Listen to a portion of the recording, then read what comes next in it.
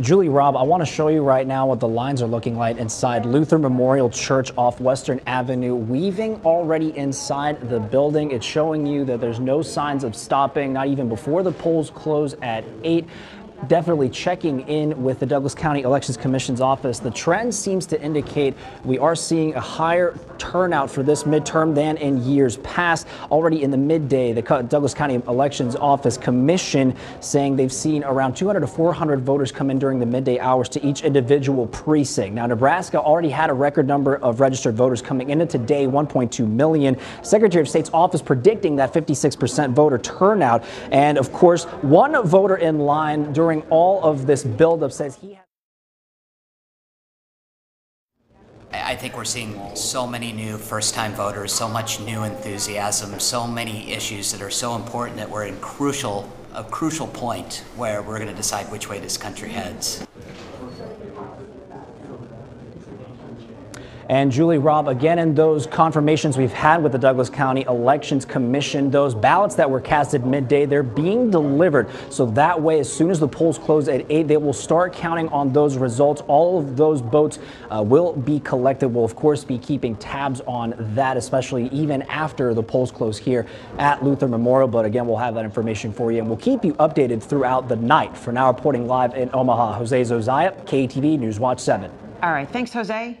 Nebraska's 2nd congressional district race is drawing a lot of attention. 2 years after he unseated Brad Ashford, Republican Don Bacon is being challenged himself. Now, the Bacon campaign expects a big crowd of Republicans at what they hope turns into a victory party. Well, the first-term congressman voted early this morning at his Sarpy County polling place.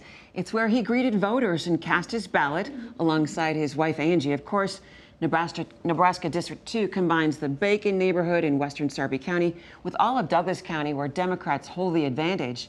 Well, today, the GOP freshman again held out his record as a reason for all voters to send him back to Washington. We deliver great results. We've had the best economy in 5 decades. We've had the lowest unemployment now in 49 years, the best for African Americans, Hispanic Americans, and women in our history.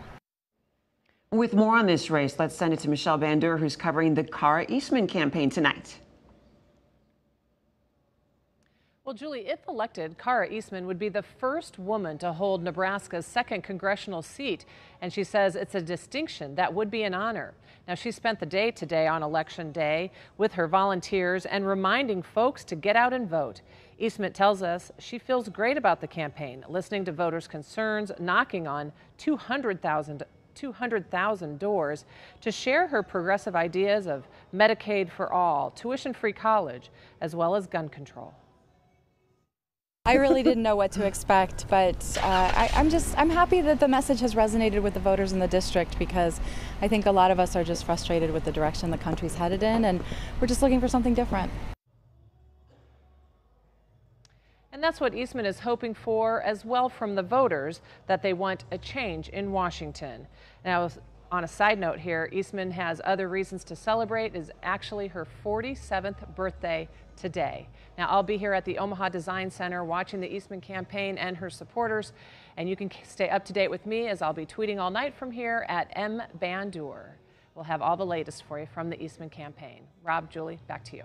All right, Michelle, thanks. Nebraska Governor Pete Ricketts is running for re-election for the first time. Right. Governor Ricketts' message on Election Day is clear. He wants people to keep enjoying the good life here in Nebraska, and he says he's the person to make it happen. Yeah, Ricketts says under his administration, the state has maintained more than 1 million non-farming jobs, seen wage growth and economic development projects that outpace other states. The governor spent the final hours on Election Day this morning making calls on behalf of himself and other Republican candidates, urging people to get out and vote. We're all going to work very hard up until the polls close tonight at 8 o'clock. We're seeing a big turnout. I think that's great that we got people engaged. And we want to just, again, remind them of all the great work that we've done to make sure we continue to grow the state and to get their vote. Ricketts thanked his team of young volunteers as he traveled the state getting his message out this election cycle. I want to go now to KETV News Watch 7's Taylor Barth with the Bob Crist campaign. Taylor. Rob, Bob Christ is hoping to become the first registered Democrat to win the governor's race since Ben Nelson in 1991. Now, he and his running mate together bring 12 years of legislative experience. Over the last 15 months, Christ says they visited 89 counties in Nebraska. Their last stop in Dundee last night, where they went door to door making a final push for votes. Christ is in Lincoln right now visiting with phone bank volunteers. Then he'll make a stop at the Nebraska Democratic Party's event in the capital city before making his way to the Fire Union Hall here in Omaha around 8 tonight when the polls close. Both Christ and Lynn Walls say they're at peace with this campaign and they've done all they could. Here's what he had to say this morning.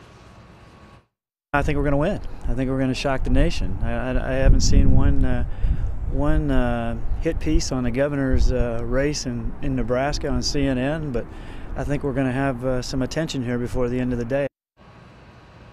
Now we'll bring you live reaction from both Christ and Walls tonight as soon as the polls close. I'll also be posting live updates on my Twitter account. You can follow me at Taylor Barth, KETV. For now, I'll send it back to you guys in the studio. Okay, thanks, Taylor. Well, Republican Deb Fischer is hoping to go back to Washington for 6 more years. The rancher says she wants to expand her policy reform work and told us that it shouldn't surprise anyone that she votes along conservative lines.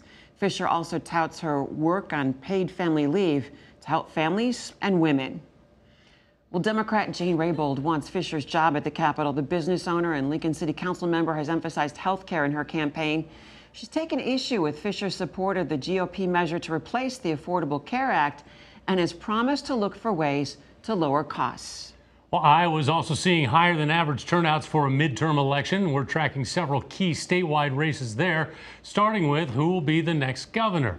Recent polls show Democrat Fred Hubbell with a slight edge over Republican incumbent Kim Reynolds. Hubbell served as the lieutenant governor of Iowa for 8 years under Tom Vilsack. If elected, this would be Reynolds' first full term. She became governor when Terry Branstad was appointed ambassador to China. Another closely watched race. Who will represent Iowans in the 3rd Congressional District? Republican incumbent David Young is being challenged by Democrat Cindy Axne. We caught up with Young and Axne as they voted this morning.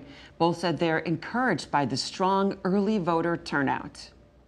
And then there's Iowa's 4th Congressional District. Democrat J.D. Scholten is running against 8-term incumbent Republican Steve King. King has come under fire for his remarks on white nationalism. He's also banned the Des Moines Register from his party tonight, calling the paper a, quote, leftist propaganda media outlet. Well, if you want to vote but you can't get to your polling place, remember Uber and Lyft are offering free discounted rides. Just make sure you have the apps. Uber also has a Get to the Polls button. It'll help you find the right spot to vote. And KETV News Watch 7 was there this morning as 60-year-old Shakur Abdullah voted. As we told you Monday, he spent 41 years in prison for a murder he committed as a teenager. Nebraska requires convicted felons to serve their entire sentence, including probation and parole, and then wait 2 more years before they can vote. I was here for the first time in my life ever to cast a vote. Very emotional, a little bit more emotional than I thought it was going to be. Abdullah thinks that Nebraska should abolish the 2-year waiting period for felons, and he's trying to get the law changed.